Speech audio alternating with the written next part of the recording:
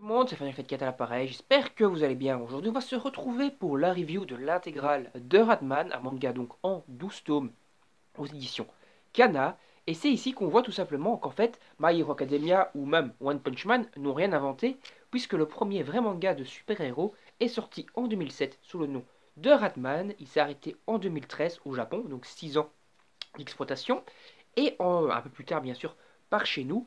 C'est un manga, donc, je vais essayer de prononcer le nom correctement, de Shikihiko Inui.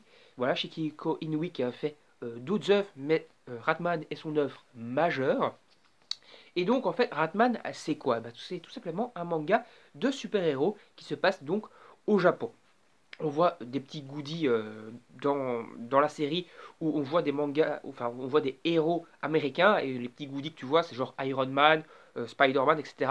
Donc on peut estimer que Radman se passe dans l'univers Marvel, mais avec des héros donc qui se passent au Japon, qui n'ont donc rien à voir avec les héros qu'il y a aux États-Unis. Donc ce qui est plutôt intéressant, on pourrait donc considérer que Radman se passe entre guillemets dans le MCU Marvel, ce qui est plutôt cool et plutôt intéressant.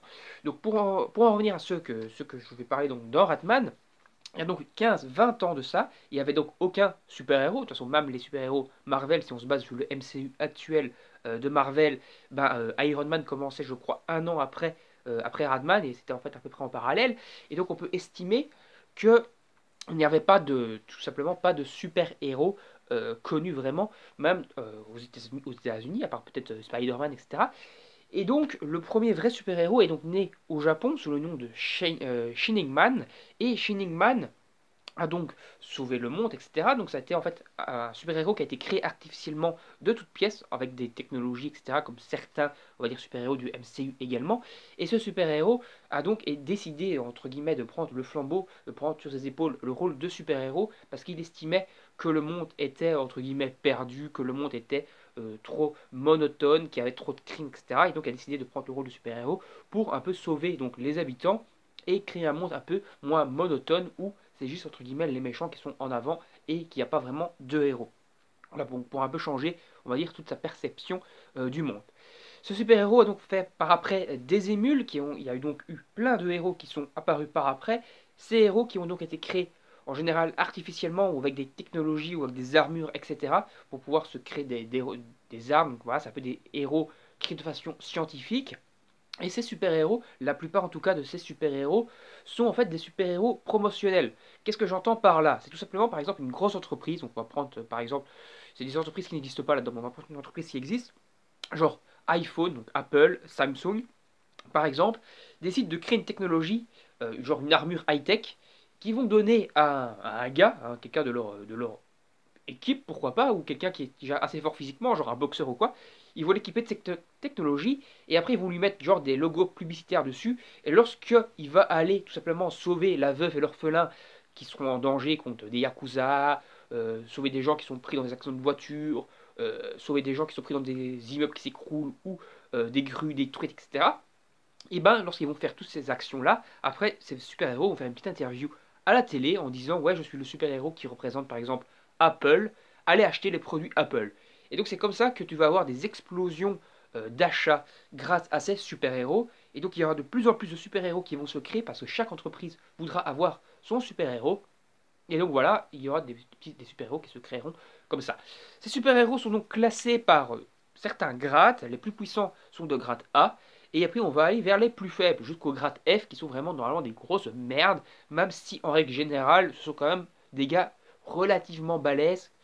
Puisqu'il y a un seul super-héros rang F qu'on voit dans le manga mais il est quand même une technique avec un espèce de coup de poing qu'il utilise à un moment dans un des arcs, qui lui permet quand même d'éclater un Yakuza d'un seul coup de poing. Donc on peut dire que même si c'est un rang F, il a quand même une force, on va dire, légèrement supérieure à la normale des humains, même si au final ça reste tout simplement un peu nul comparé à certains. Donc dans tout ce gros délire de Ratman, qui va tout simplement devenir Ratman? Et bien ça sera tout simplement le héros ici, qui s'appelle, j'ai un trou de mémoire sur son nom, c'est Shuto, voilà, Shuto. Shuto va devenir donc un Ratman par un petit peu la force des choses. Ce que je vais vous expliquer en fait, euh, une organisation diabolique, soi-disant, qui s'appelle Jackal, aura pour objectif de créer un Ratman. Parce qu'en fait, Jackal a pour but de se venger de l'association des super-héros. Donc il y a une association des super-héros, c'est cette association qui gère les super-héros, et donc c'est cette association qui va en fait classer donc les super-héros par ordre et qui va leur desservir un permis. Pour être super-héros, tu dois avoir un permis qui te permet de devenir super-héros. Si tu n'as pas ce permis, tu n'as pas le droit d'intervenir. C'est exactement le même délire un peu qu'il y a dans My Hero Academia, où tout simplement tu as les héros qui ont été à l'école des héros, tout simplement, qui ont donc le droit d'intervenir, et puis il y en a qui utilisent des pouvoirs, des alters, sans, donc les alters c'est leur super pouvoir, dans My Hero Academia, sans avoir le droit de les utiliser, ça s'appelle des super-héros illégals, donc voilà, dont le manga spin-off de My Hero Academia, My Hero Academia Vigilant Illegals, super-héros illégals, ce machin là, ça c'est donc des super-héros qui n'ont pas le droit d'intervenir normalement.